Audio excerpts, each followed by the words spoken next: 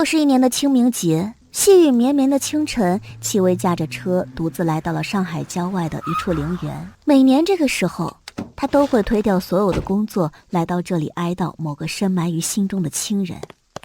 他来到骨灰存放的大厅内，摘下墨镜，曾经的那头标志性的长发，3年前突然被他剪掉。现在他完全蜕变成了众人眼中的好男人。有几次媒体的记者曾经看到他虔诚地去普陀山拜佛，还成了寺里主持的俗家弟子。2年前他突然宣布结婚，对象是一个普通平凡的幼儿园老师。戚薇来到一个没有相片的小小的牌位前，双手合十，闭上眼睛，在心里默念道：女儿，你狠心的爸爸要来看你。如果那时他早知道女儿的存在，一定会不惜一切代价让她平安降生的。3年前那场血淋淋的事件发生之后，他就陷入了无限的恐慌和自责中，噩梦缠绕着他，让他不得安宁。梦里他常常听到小孩子的哭声，发现自己坠入了一个满是鲜血的世界，于是他只好求助于精神层面的信仰。大师的开示让他逐渐走出了阴影，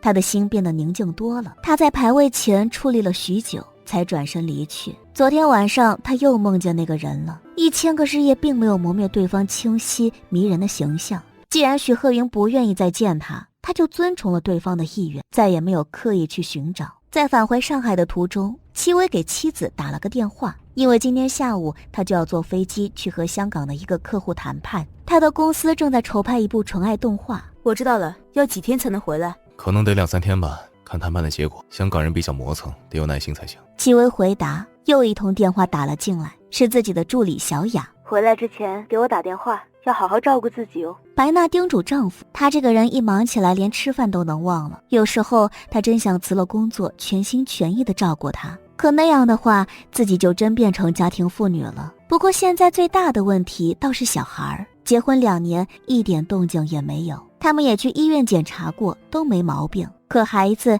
就是不愿意光临他们这个家。我接下小雅的电话，等到香港了再给你发短信。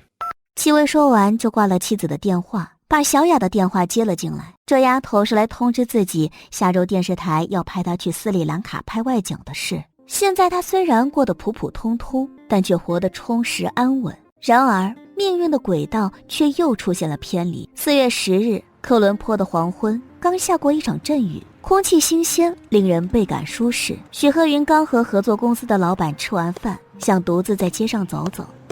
来斯里兰卡2天了，他除了开会还没有腾出游玩的时间呢。